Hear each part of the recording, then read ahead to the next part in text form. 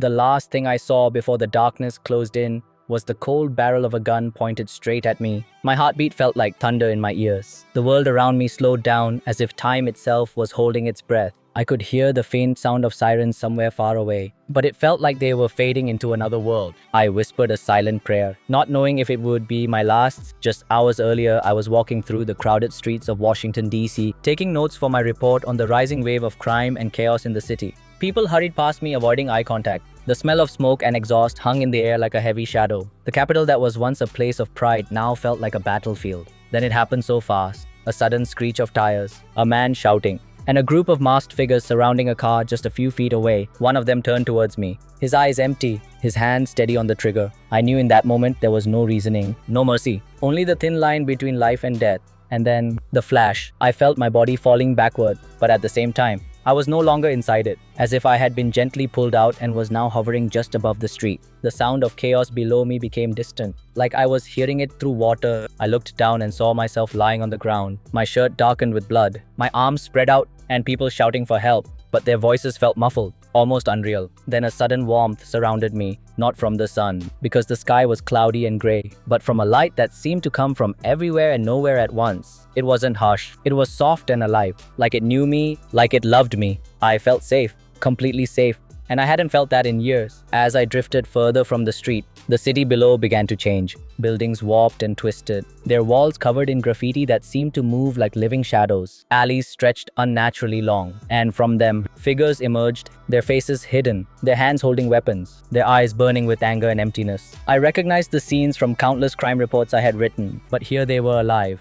breathing, and far more terrifying. I floated past neighborhoods where children played with broken bottles instead of toys, where mothers stood in doorways watching their sons hand small packets to strangers, and where the sound of gunshots blended with the laughter of those who no longer feared them. I wanted to reach out, to shout, to stop it, but my voice didn't work. My hands passed through the air like mist. Then I found myself in a place that felt like both the heart of the city and something beyond it, a vast open square, its center cracked and crumbling, surrounded by towering statues that were chipped and stained. Some were missing heads or arms, and others were covered in dark stains that pulsed slowly like wounds. The air was heavy here, filled with a deep sadness, but also a strange anticipation, as if something was about to happen. From the far side of the square, a figure walked toward me. At first just a shadow in the light, but as he came closer, I saw the familiar smile, the deep lines on his face. It was Father Jose Ramirez, my old pastor from the small church I used to attend when I first came to America. He had died years ago, and yet here he was, walking with the same calm stride,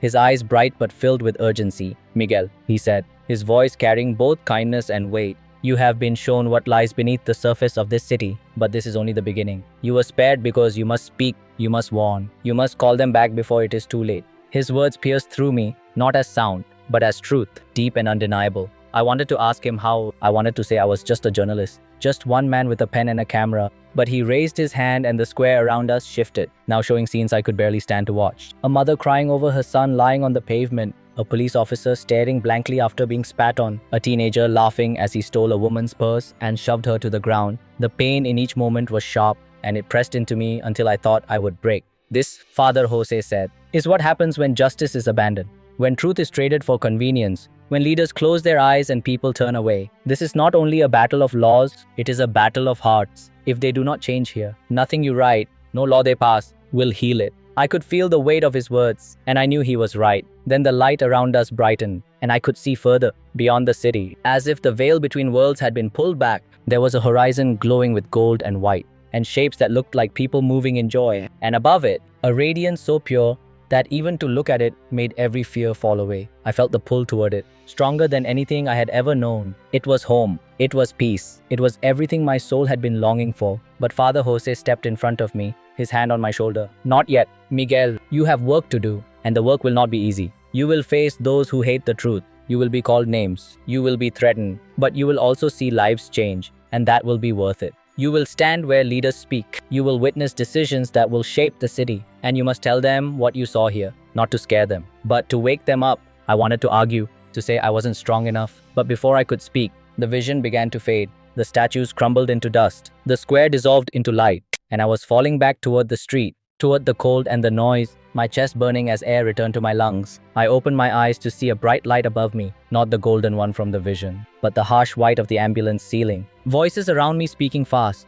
telling me to hold on, to stay with them. The taste of metal in my mouth, the pounding of my heart like a drum in my ears. I tried to speak, but all that came out was a whisper. I saw him. I saw Father Jose, and then everything went dark again. When I woke in the hospital hours later, I thought at first it had all been a dream, but the weight in my chest told me otherwise, and the images still burned behind my eyes. I knew I had been shown something more than just my own mortality. I had been given a mission, and somewhere deep inside, I knew I could not go back to the life I had before. The morning after I woke up in the hospital, the world outside had already changed. The television mounted in the corner was tuned to a live broadcast. Donald Trump stood at a podium, the room behind him packed with reporters, his voice steady but sharp, announcing that the federal government was taking control of the Washington, D.C. police force. My mind still felt heavy from the near death, but every word pulled me in closer. He spoke of ending the cashless bail that let violent offenders walk free before the sun set on the same day. He promised to reform juvenile justice so that teenagers who carried guns and hurt others would no longer escape with a slap on the wrist. He vowed to end the sanctuary policies that allowed dangerous criminals to stay in the city. Each promise felt like an echo of what Father Jose had shown me in the vision.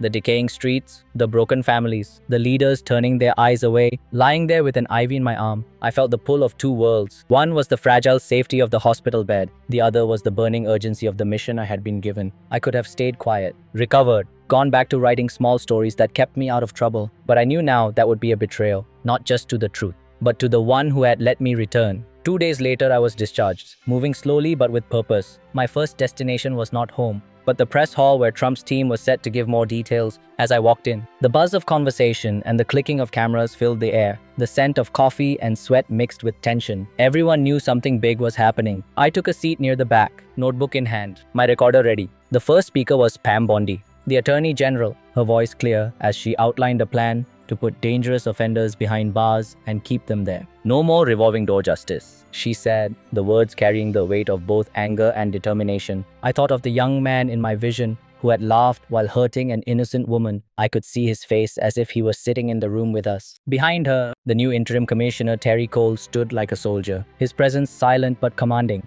I recognized him from my research, a man known for cleaning up some of the most dangerous precincts in the country. His job now was to rebuild the trust between the public and the police, to bring order to streets where chaos had taken root. Gadi Sarata, the US Marshal, stepped forward next. His words focused on coordination, on breaking the networks that allowed gangs and traffickers to thrive. His eyes scanned the room as if measuring every person present, like he knew this was not just a policy change but a battle that would be fought block by block. I wrote every sentence down, knowing these words would matter later. The plan was not just about police presence, it was about law itself, changing the rules that had tied the hands of those meant to protect, ending leniency that had turned the city into prey for the boldest criminals. As I listened, I remembered Father Jose's warning that laws without changed hearts could only go so far. Still, laws were a start, and perhaps, in the hands of the right people, they could open the door for something deeper. When the session ended, I walked out into the bright afternoon. The sun hitting the marble steps, the city felt different. The air heavier with expectation. On the street below, armored vehicles rolled past. The uniforms of federal agents stark against the crowd. People stopped to watch, some with relief, others with suspicion. Whispers rose, some saying it was about time, others warning it was too much power in the hands of one man. I stopped at the edge of the street, watching an officer help an elderly woman carry her groceries. It was a small act, but in that moment, it felt like a crack of light breaking through the clouds. Yet I knew this was just the beginning. And beginnings are fragile. The reforms would be tested. The people would be tested, and I would be tested most of all. That night at my apartment, I laid out my notes, the vision still vivid in my mind. The crime statistics from the broadcast lined up eerily with the images I had seen. It was as if I had been given a preview, a warning of what would come if nothing changed. And now, in my hands, I held the first pieces of what could become the story that woke people up. I prayed quietly, asking for wisdom, for courage, for the right words. I thought of my cousin Liza, working late shifts at the hospital, walking home in the dark. I thought of Marco, my childhood friend now wearing a badge in DC, every day stepping into danger because the streets had been allowed to rot. This was not just politics. This was life and death. The next morning, I began drafting an article unlike any I had written before, not just reporting the fact, but connecting them to the human cost, showing readers that the numbers were not abstract. They were faces, families, futures. I quoted the officials. I detailed the reform, But I also told of the mother in my vision, the officer with eyes that had seen too much, the children playing where laughter and danger were indistinguishable. As I typed, I realized this was more than an assignment. This was the first step in the mission Father Jose had given me: to speak, to warn, to call them back before it was too late. My words might not change everyone, but if they reached even one person, if they stirred even one heart to see what was at stake, then perhaps I would be worthy of the second chance I had been given. And so I wrote into the night, the glow of the screen lighting the room, the sound of the city outside mixing with the steady rhythm of my own heartbeat. I knew that in the days ahead, the plan would be tested, the reforms challenged, and the mission would demand more than I could imagine. But for now, I had begun, and that was enough to keep me going. 3 days later, the city no longer looked the same. Armored trucks rolled through the main avenues, their engines humming low and steady. Uniformed officers lined the sidewalks in pairs, some watching the crowd,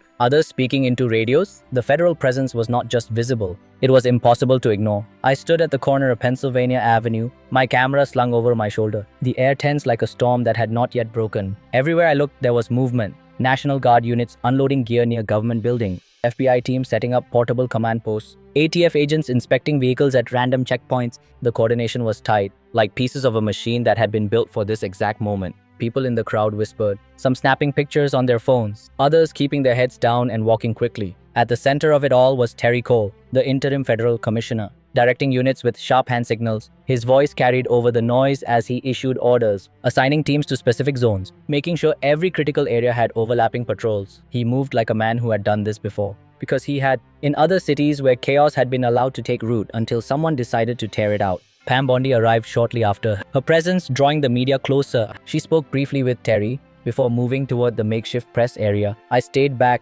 watching as she gave instructions to a group of assistant prosecutors, her tone leaving no room for misunderstanding. Cases would be built fast, evidence gathered immediately, and anyone caught in the act would be moved through the system without delay. Then came the US Marshals under Gadi Sarata. Their black uniforms cutting through the crowd, they spread into the alleys and side streets, moving with quiet precision. I followed one unit for a block, watching as they stopped a man whose jacket bulged suspiciously at the side. A quick search revealed a loaded pistol and several small packets of powder. The arrest was quick, the suspect silent, his eyes empty like the shadows from my vision. By mid-afternoon, the operation expanded. Helicopters circling above, their rotors chopping the air into a constant rhythm. Every few minutes, a convoy of vehicles would sweep past, agents stepping out to question groups lingering near bus stops or outside convenience stores. This was not a symbolic show of force. It was a net being drawn tighter around the city. I caught sight of Marco, my childhood friend, now in uniform. Standing at a barricade, he smiled briefly when he saw me, but it faded as he scanned the street.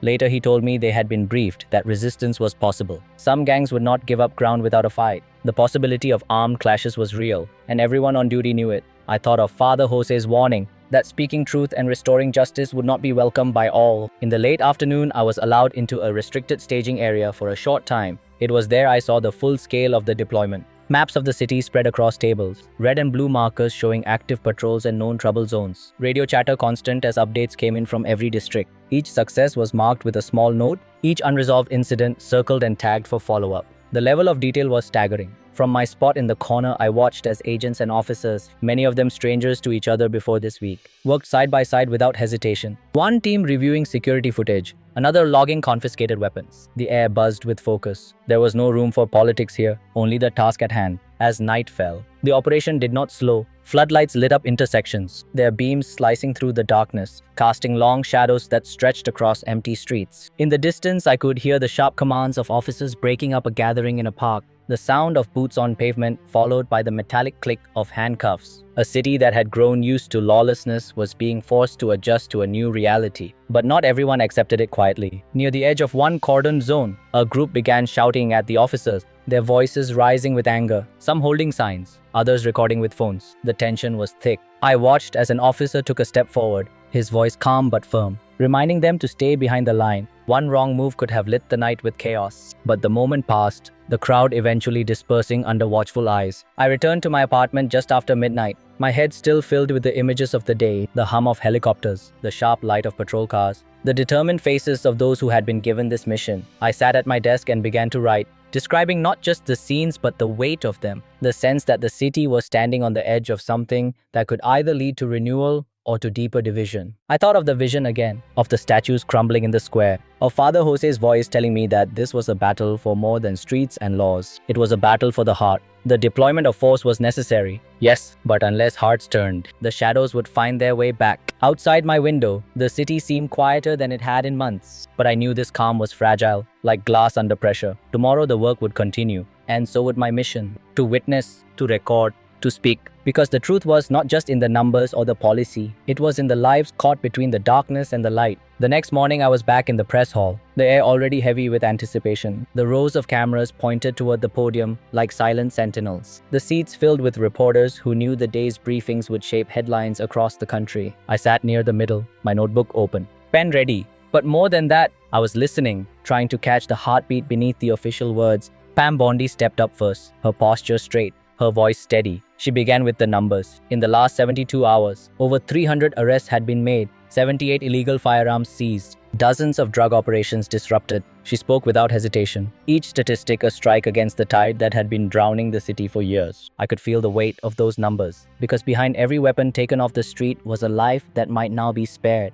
Next came Cash Battle from the FBI, his tone a little sharper. He described coordinated raids that had dismantled 2 major trafficking networks operating out of the city. More than 200 kilograms of narcotics recovered, enough fentanyl to kill hundreds of thousands. As he spoke, I thought again of the vision, the children with shadows in their eyes, the mothers whose hands shook as they clutched photographs of lost sons. This was not just data, this was rescue. Janine Pirro took the microphone after him, her focus on the legal front. She spoke of the cases already moving through the courts, the judges who were now being asked to enforce the law with firmness instead of leniency. She spoke of reforms that would close loopholes and ensure that dangerous offenders could not slip through cracks. Her eyes swept the room, daring anyone to question the necessity of this shift. Then Terry Cole returned to the podium, his voice quieter than the others. But there was a gravity to it. He spoke not of numbers but of people, of the officers who had worked double shifts without complaint, of the communities that had begun to see patrol cars as a sign of safety rather than fear. He told of a night patrol where an elderly man had come out of his home just to shake the hand of the officer on his street.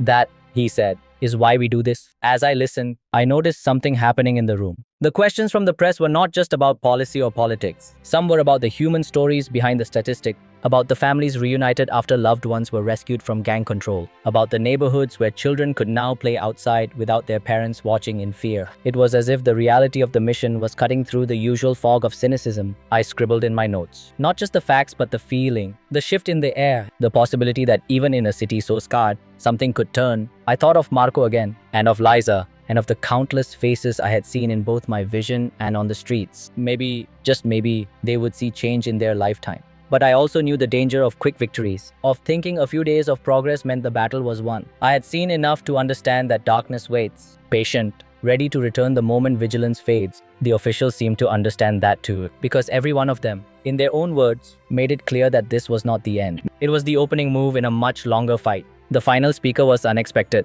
a community leader named Ramon Diaz, invited to share what these changes had meant for his neighborhood. He spoke in a voice roughened by years of shouting at rallies, but his words were calm. He told of a park where, for the first time in years, families had gathered for an evening meal without the sound of gunfire in the distance. He told of children who had slept through the night without waking in terror. I could see some of the reporters lower their pens for a moment, as if simply listening. When the session ended, I walked out into the hallway with my mind racing. The statistics, the speeches, the human stories, all of it needed to be told together. Because that was the truth. The mission was both numbers and names, laws and lives. Without one, the other would fade. Outside the building, the city was alive with movement again. Patrol cars rolling past, officers on foot speaking with shop owners. The faces of people watching them were mixed, some smiling, some suspicious. Trust takes time, and time was a luxury DC could not waste. I took a deep breath, the cool air filling my lungs, and I knew I would keep writing, not just to record what was happening, but to remind people why it mattered.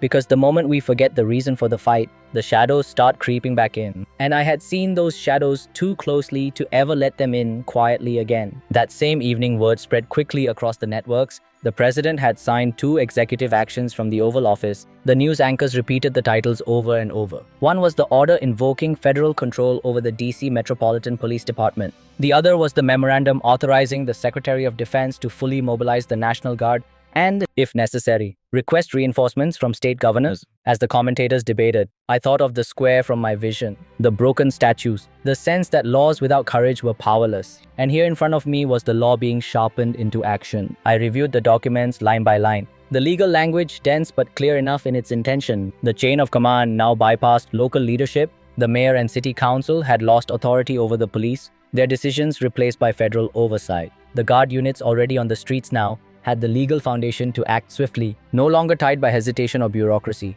To many, this was bold. To others, dangerous. But to me, it was the exact moment Father Jose had warned me about. A time when truth would divide and decisions would either heal or wound. The briefing that followed was tense. Reporters pressing for answers about civil liberties, about whether the military might be deployed against citizens. The officials repeated the same line. The guard was here to protect, not to occupy. But the edge in the room was sharp. Trust was thin. I wrote every word. But I also wrote what I saw in the faces of those around me. Some hopeful, some doubtful, all aware that history was being written in those signatures. Walking back to my apartment, I passed a group gathered around a television in a shop window, the flickering screen showing Trump at his desk, pen in hand. The sound low, but the image unmistakable. People stopped mid-step to watch. Some clapped quietly. Others shook their heads and walked on. The division was not hidden. It was on every corner, every face. I realized then that the legal orders were not just pieces of paper. They were mirrors, reflecting back to each person what they feared or what they longed for. That night I could not sleep. The city felt restless. Even in the quiet there was a hum, as if the streets themselves knew something had shifted. I replayed the vision again in my mind. The warning, the promise, the choice. And I asked myself if these actions would be enough. If changing the rules on paper could change the hearts that had grown so cold. I turned on my recorder and spoke softly,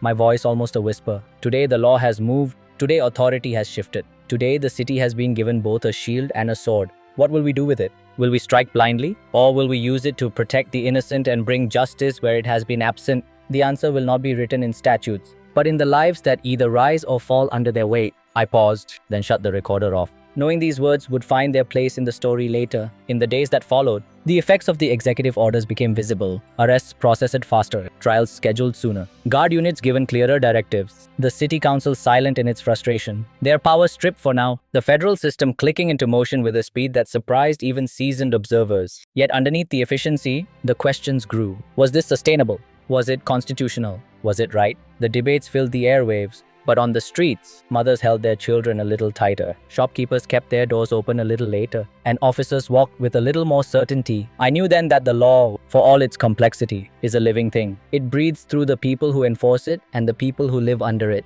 And in DC, that breath had been shallow for too long. Now it was taking in air again. But whether it would be enough to revive the city, only time would tell. I woke the next morning to the steady beep of my phone. Dozens of messages, some from readers, some from strangers. Even one from an old classmate back in Quezon City who had somehow found my article online. The words were simple. Thank you for writing what we could not say. I sat with the phone in my hand for a long time, realizing that the story I was living was no longer mine alone. It was now in the hearts of people I had never met. When I looked in the mirror that morning, the scar near my shoulder still fresh from the bullet that almost ended me, I felt the weight of my second chance. It was not just survival. It was an assignment. I remembered Father Jose's eyes. The way he said, you must speak, you must warn, you must call them back. Those words had become a fire in my chest. One I could not put out even if I tried. That evening, I returned to the hospital, not as a patient but to visit the emergency wing where Liza worked. She met me in the hallway, her hair tied back, her eyes tired but warm. Kuya, she said softly, you came back for a reason.